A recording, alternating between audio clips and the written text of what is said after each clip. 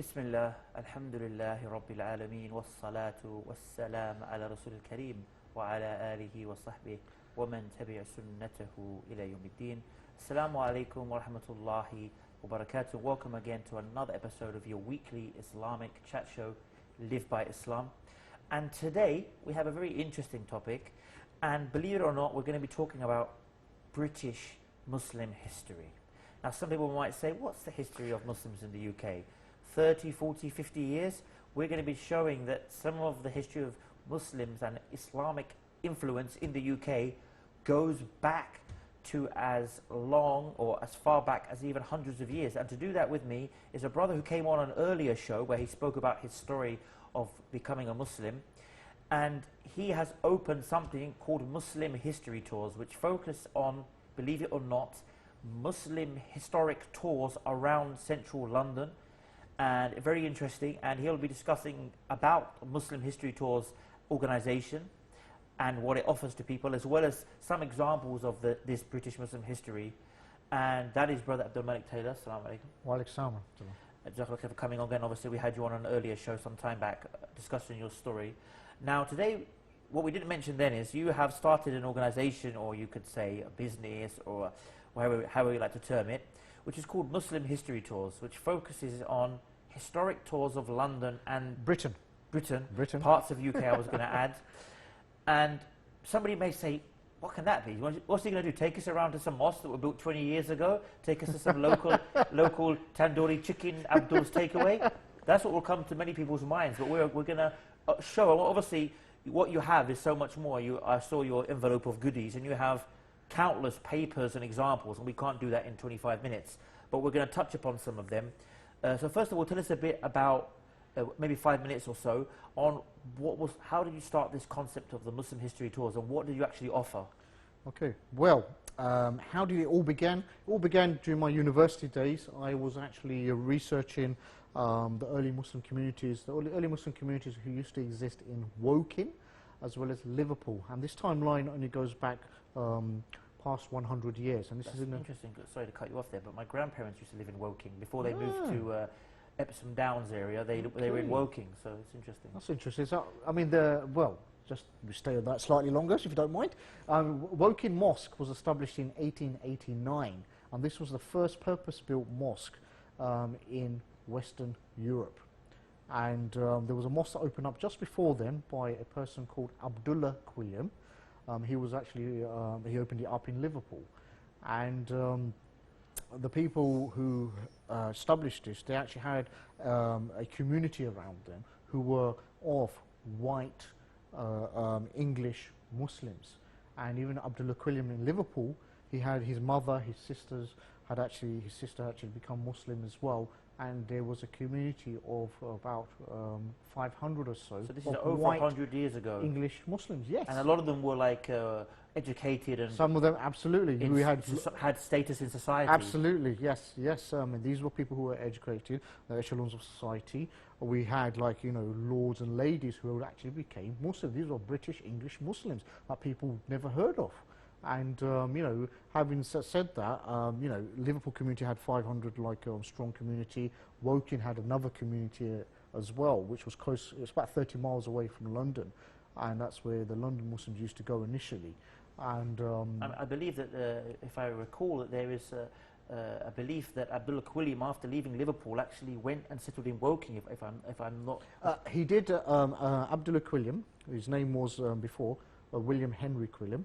He actually, from Liverpool, he went to Turkey during the time of the Ottomans, and then he came back, and he was living in London, and he would also associate himself with the Woking community as well. So there is a connection as well. But even having said that, we mentioned earlier about ladies and lords. But believe it or not, now there's a lot of people who actually visit London. They'll see Big Ben, House of Parliament, love to take selfies, etc. But did you know now that this person here was the first Muslim in Parliament, and his name is Lord Stanley, and he had a Muslim name which was called Abdul Rahman, and he joined Parliament in 1869. Now, who would imagine that? 1869, that's when we had a white English convert in Parliament. And he was known as a man who even prayed night prayers, tahajjud. He knew Arabic fluently. And he obviously had a manor, land, under his name. And it said like there were 3 inns, 3 pubs you could say, which were used to exist at that time. Have a guess what he did with these pubs when he became Lord Stanley. He closed them down. Until this day, there's no alcohol sold on this manor. And, you know, but who would imagine it's 1869? We even had like, you know, we can go back to the earliest Muslim connection, which is the time of King Offa.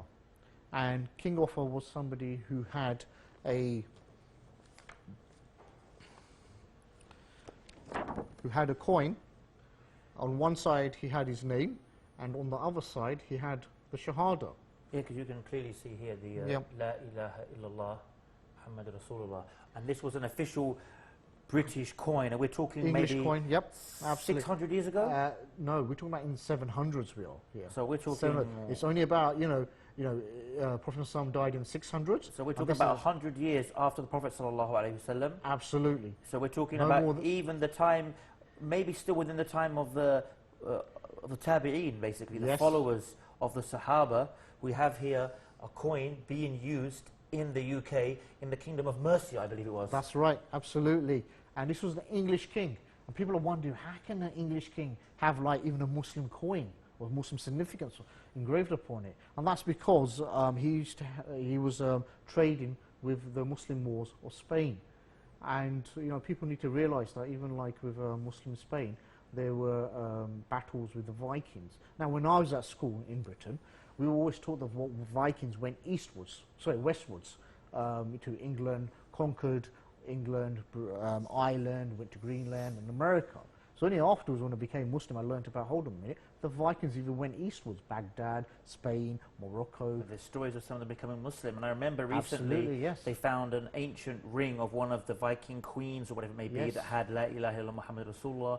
Only about a month ago, they found some very Kufic Arabic style designs that would have been like a Viking cloak. It was in an old That's Viking what some people believed, grave in Scandinavia. Absolutely. So there's definitely some... There are some of the connections. And the thing is, what people need to realize is that in terms of the Vikings themselves, is there's more written in the Muslim Arabic books than Western discourse. And, you had even a famous historian, traveller called Ibn Fadlan. Hollywood have made a film about his life as well, known as the 13th Warrior, but it gives some exposure to his life.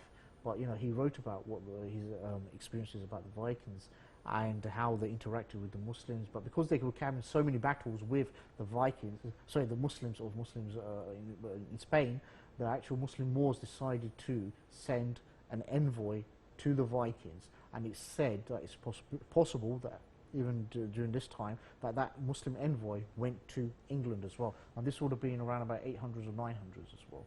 And, you're amazed, like, how is it possible you can have all these, like, different exchanges and interaction at that time? But, as time goes by, obviously you have the Crusade era as well. We have in London a place called the Temple. We have a tube station, metro station called the Temple as well. And people wonder, how do we have this temple? It's a location called the Temple. And we have a church there, which is known as the Temple Church.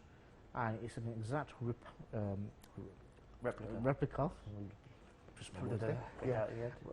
of the Holy Spectacular Church in Jerusalem as well, which is 90 meters away from Masjid al-Aqsa. So there is a connection here in terms of this church and the church in the Holy Spectacular Church, but it's to do with the fact that this is the place where the Crusaders had left from.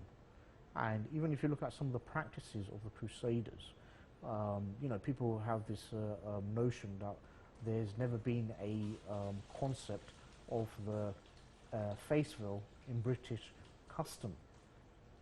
It's completely untrue, because the Crusaders, when they came back to England, they introduced a practice which was known as the bridal veil.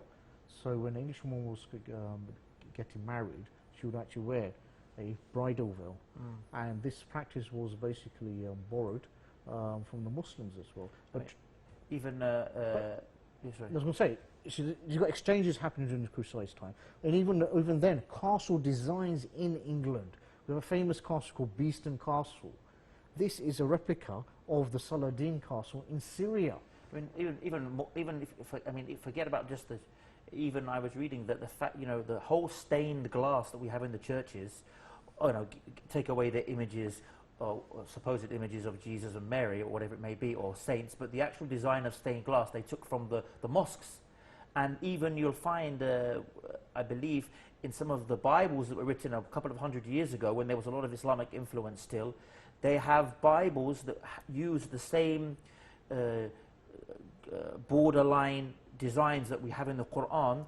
They were putting them in the Bible. There's a particular Bible, I think it's called the Cambridge Bible. And it was, they used the border lines. I'm trying to think of the word. I know in Arabic they call it zakhrfa. It slipped my mind now.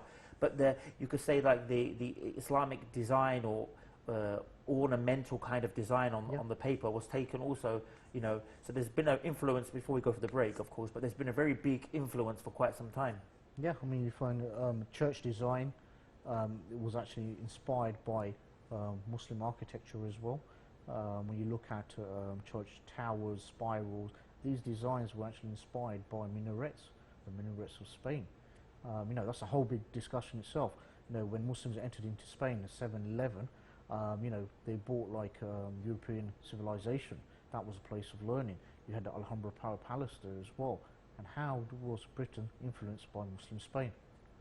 I mean, and that obviously at that time, Europe was known to be in the Dark Age. It was only that area that had running water, had street lights, which they got in Victorian times. They had them hundreds of years before that.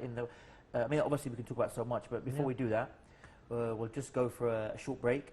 Join us, inshallah, after this break. Assalamu alaikum and welcome back.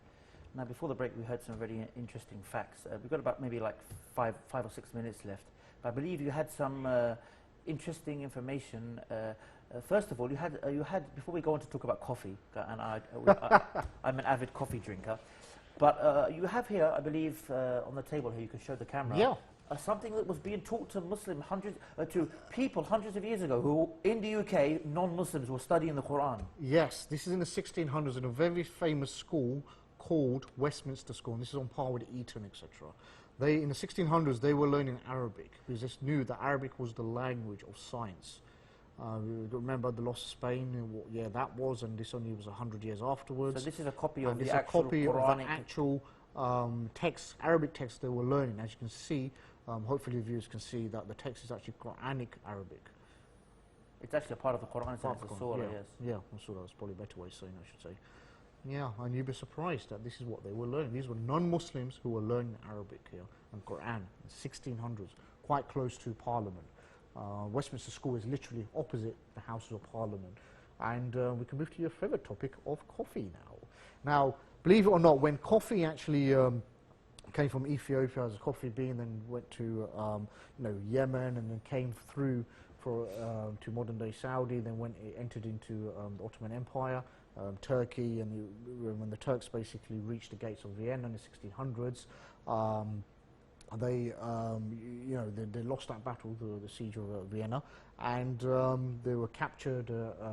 Some of the soldiers were captured, and the coffee beans had been left behind, so they brought it into Europe, into Austria, into Italy. Somehow it's made its way to England as well, and there were also some Turkey merchants who were basically business people trading with Turkey, and they opened up some coffee houses in the City of London. City of London is the oldest part of London.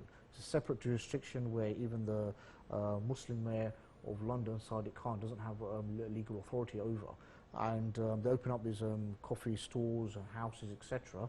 And if you look at, if the viewers can look at the, if you could possibly home in here, they were actually initially using tokens, they were, and some of the images on there was of Muslims as well.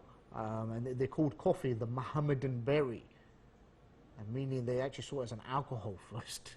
And if they were to drink it, there was this belief that they could turn Turk, they could become Muslim. So there was even a fear of drinking coffee as well. And we do have buildings which do even have a plaque as well outside stating that this is the place where the first coffee shop stood. Yeah, so it's amazing. I mean, to be honest, when I was growing up, I actually thought coffee was from Italy. I would never imagine how the route that it came into Europe actually came, like, you know, by the Muslims. And even if you look at that famous drink, mocha, it's a place in Yemen.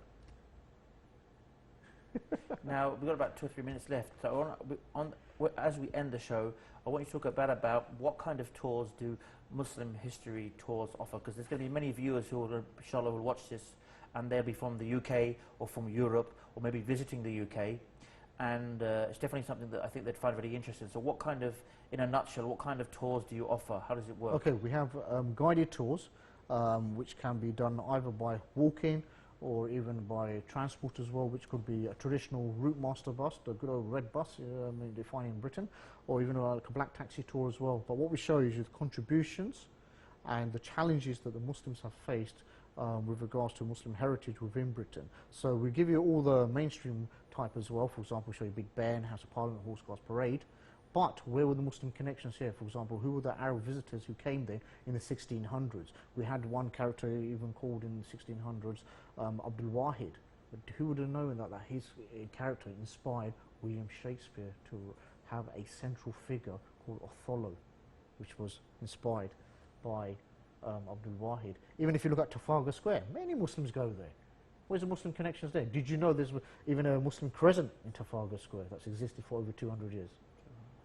So we will show you the challenges, the contributions, and the presence of what existed there, what does exist there presently as well. But, you know, if anyone wants to find out more information, you can always go to the website, which is www.muslimhistorytours.com. Okay, and obviously you're on Instagram and Facebook. And social media as well, yes, so Muslim History Tours. Well, obviously we only discussed only a brief bit, but it's very good information, and like you said, people can go onto the website, and I recommend anyone who's around London, I'm sure it'll be very beneficial to, we've heard some very amazing facts, so anyone who's around that area or who visits that area or who's going to visit, definitely we would recommend, inshallah, that they give yourselves a call and find out some really good information, inshallah. Yeah. Jazakallah khair. And for the viewers, jazakallah khair again for tuning in, and inshallah, until the same time, same place next week, bi'idhnillah, I leave you as always with the greetings of Islam. Wassalamu alaikum wa rahmatullahi wa barakatuh. Live by Islam.